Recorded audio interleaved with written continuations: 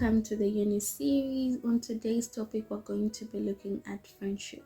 So, friendship is a relationship that is mutual, where affection, trust, and moments are shared between two people or a group of people. It is something that is inevitable. You are going to have those people that you converse with on a regular basis, those people that you share moments with, unless you live in a universe where you're the only person. You're bound to encounter people, and that is where friendships come in. So why is it important for us to even be having this moment where we talk about friendships? One, it's because friendships are part of a uni experience. As I have earlier mentioned, you will have those people that you will meet, those people that you will talk to, those people that you will connect with, those people that you will share moments with, you will share experiences with. So it's part of the uni package experience. That's one.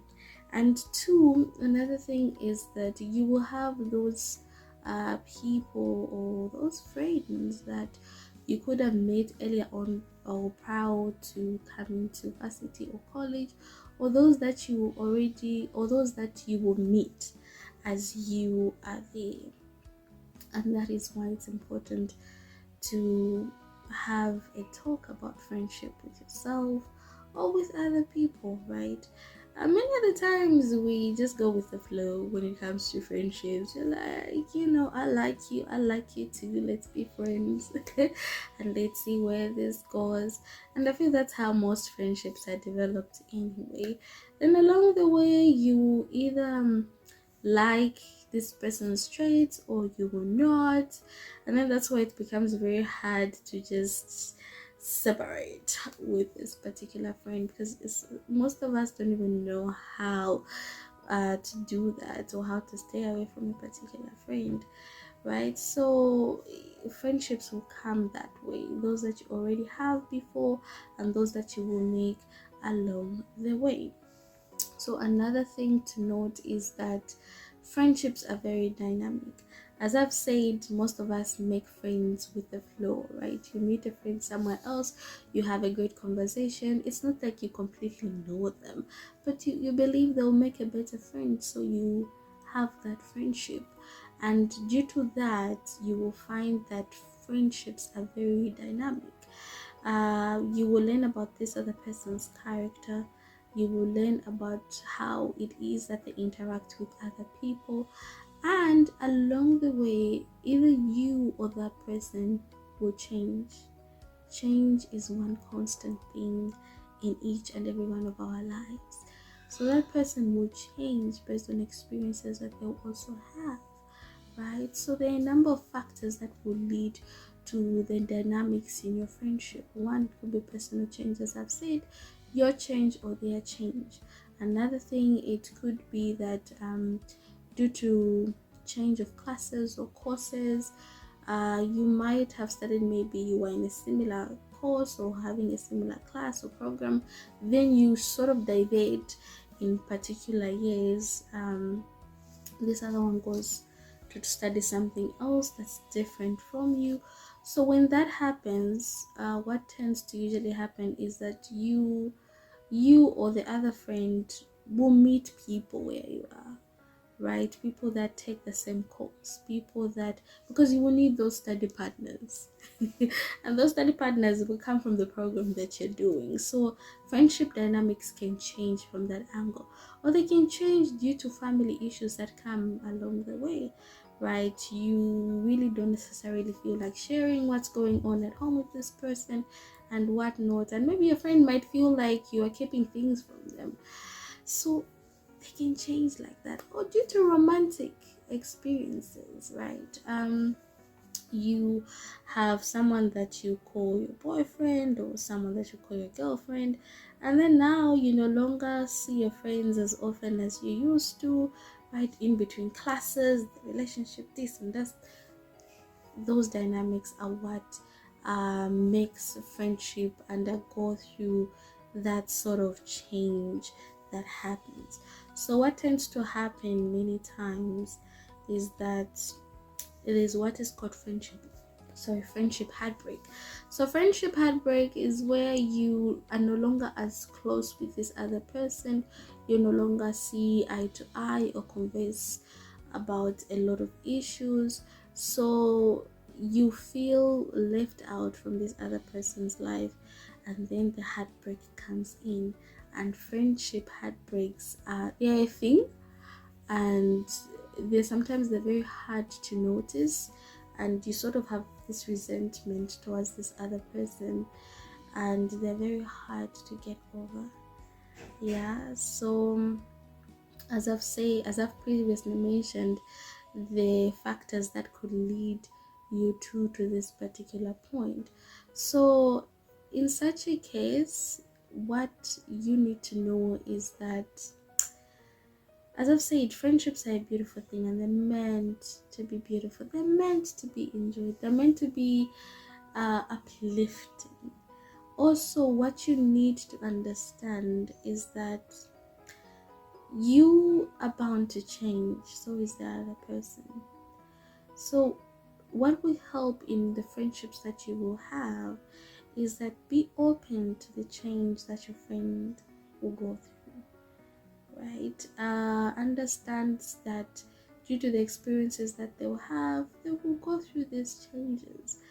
But what's important is that you have, your interaction might not be as regular as it used to be before, but getting in touch with your friend. There are those that say that, like, I don't know if you've heard about this statement, like, I know this friend of mine might go like a month or two, we've not chatted or all that, but when we catch up, it's like we were never apart. Those type of moments. I believe that's very beautiful. And that can only happen when you have that room to understand that your friend is undergoing through change. They're also growing, they're also experiencing life, they have their romantic relationship. So give them that room and space to discover themselves in that way, and when they want to share, they will share with you. That's one thing. So give that room. And what will help you to give that room is that, remember, you are in a different place from your friend. So create friends where you are. Have acquaintances, people that you can talk to and chat with.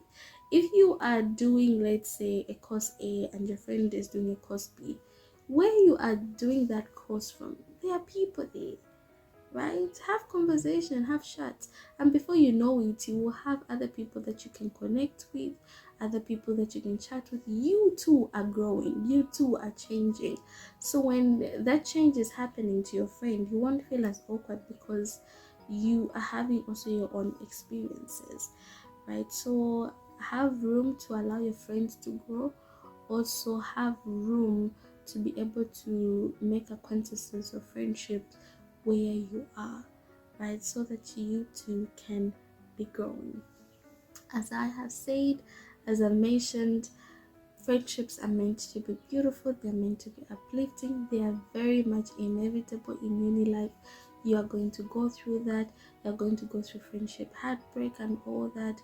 And if you feel like this friendship, it's just not working, it's just not worth it with me, it's important to have that conversation with yourself, and then when you're okay to just end it all, have the conversation with that other person.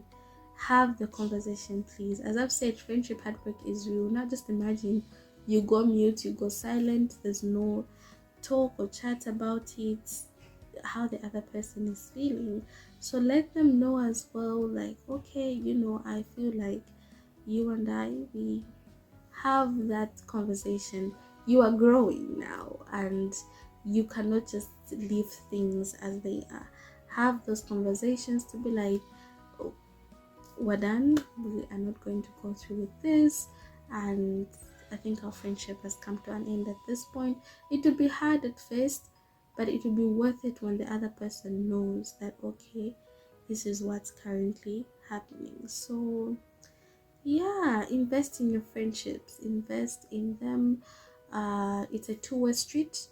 It's for tit for tat. I am there for you. you are there for me. Because if there's only one person that is being there for the other in that particular friendship, it can be so draining. So be there for your friends, and also I hope you have friends that will also be there for you. Yeah, so that's what I can say about friendship. Please drop a comment of anything that you would like to add on. Otherwise, for me, and until the next topic, let's get back. Today's topic, we're going to be looking at have a study plan that works for you.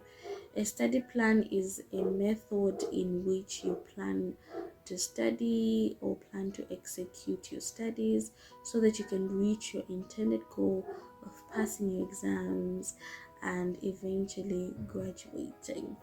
So this is very specific. What works for one person might not work for another person, and that is why it's very important to have a study plan. When you're in university or uni, you have so much freedom to do whatever it is that you want to do, to either attend classes or not to attend classes, right? There's that much freedom.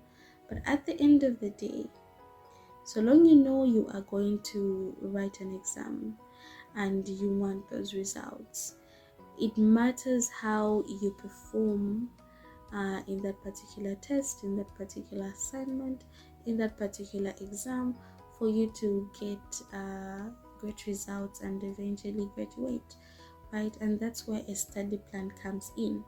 And study plans differ. So that is why you cannot really or necessarily go for a study plan that is working for your friend, right? For example, let's say for you, visual is what works for you.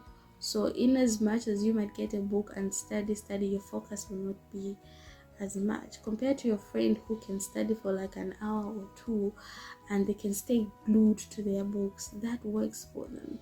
And depending on what works for you, then you develop the study plan, right? And that is why for every program that you will go into, it's important to inquire about that program.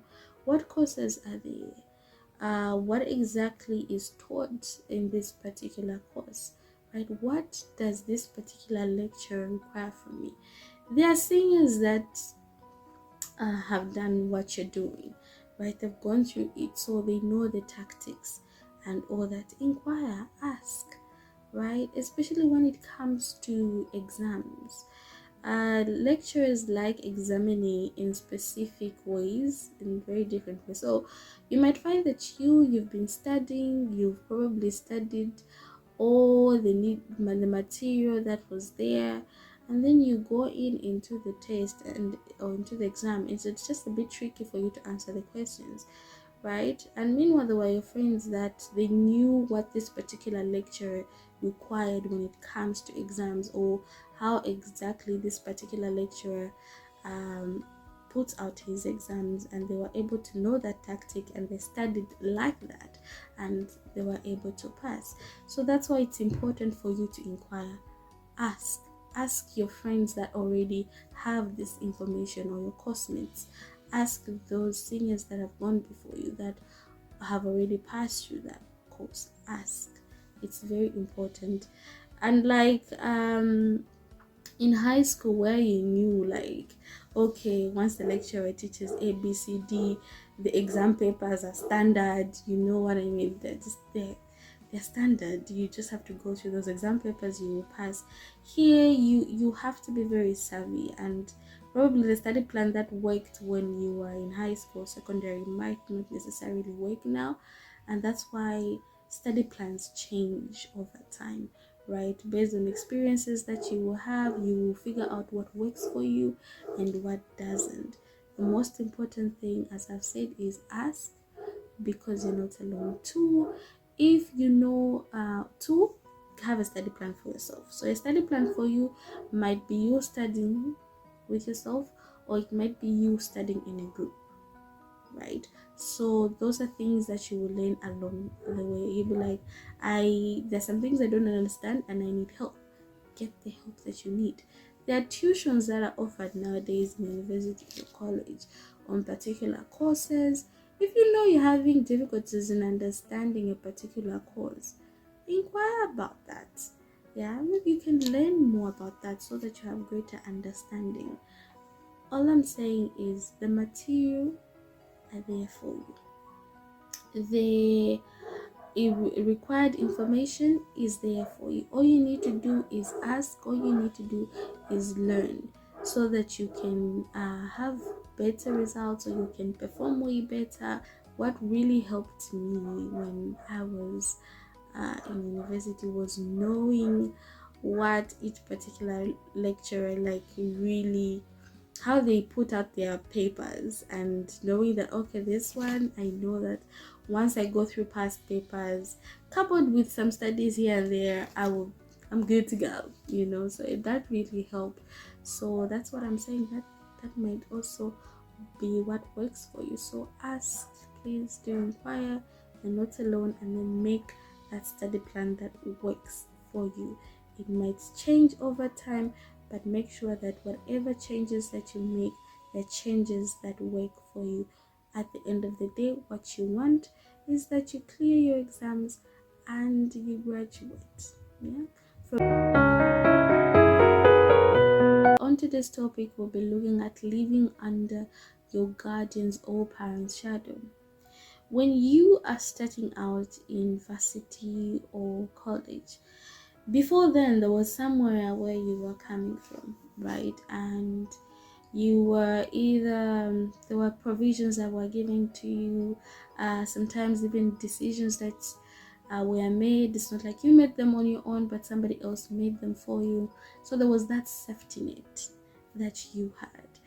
But now you are at a point where you have left where you used to be, and now you are on your own, right? You have that freedom, you have that level of independence, and it's very tricky sometimes when you're in this position, because you tend to feel like, am I really capable? Can I actually do this? Can I make decisions for myself? Can I make sound choices for me? And that's where it becomes tricky, right? I want you to understand one thing. The guardians that you have, or the parents that you have, they were also in the position that you're in, but there's something that they developed in them that helped them to stand with the choices they're making or the decisions that they make.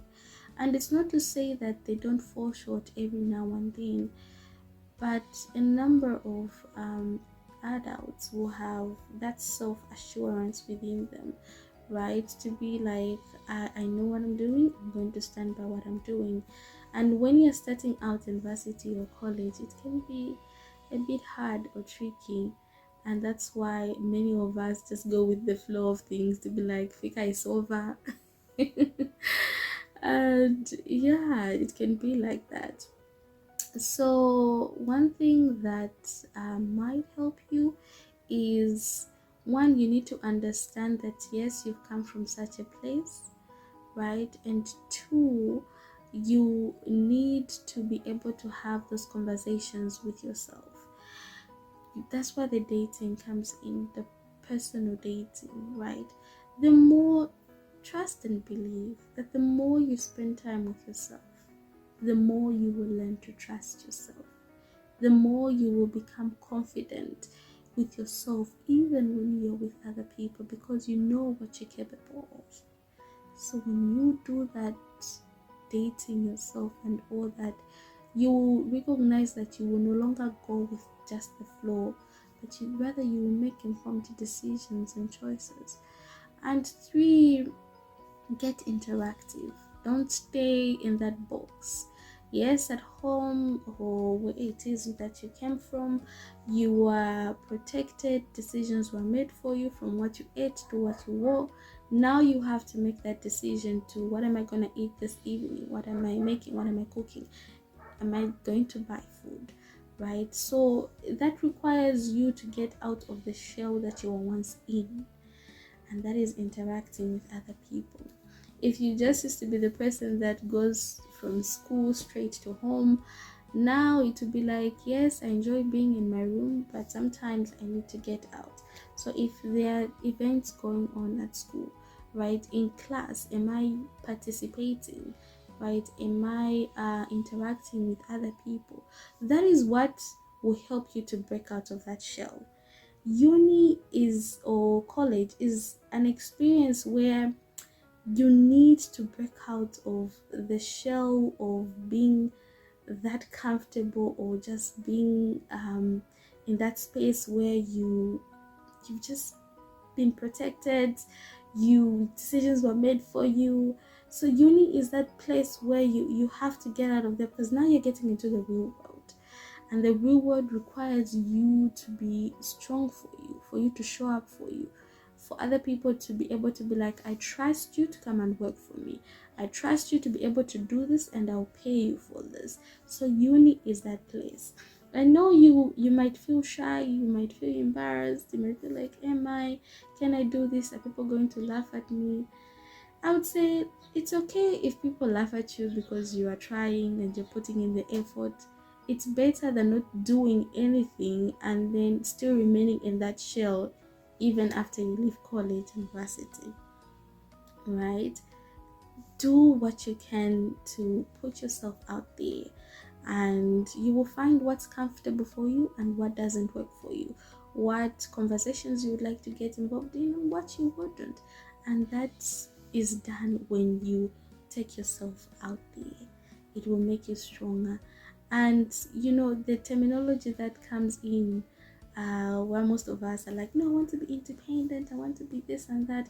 No, you will be saying you are independent, not because you're saying it, but because it's something that you've put into practice and you know that you are independent. You might not be independent financially, but mentally you're independent. You're able to make decisions for yourself, and you trust that the decision that you've made is sound. And that comes in when you put yourself out there, when you intentionally date yourself. That's what comes about. Yeah, so it's going to happen, but the route that it's going to take is all up to you, right? Remember, you will not be with those guardians or parents forever. You will have to live on your own. And not only that, but there will be also other people that will come in that will be depending on you, right? So it's very important for each one of us to, when you are there, get out of that shell and then put yourself out there so that you can be more confident with yourself. It's bound to happen. You're going to leave your parents' nest, and for me, all the best in that, and see you on the next episode.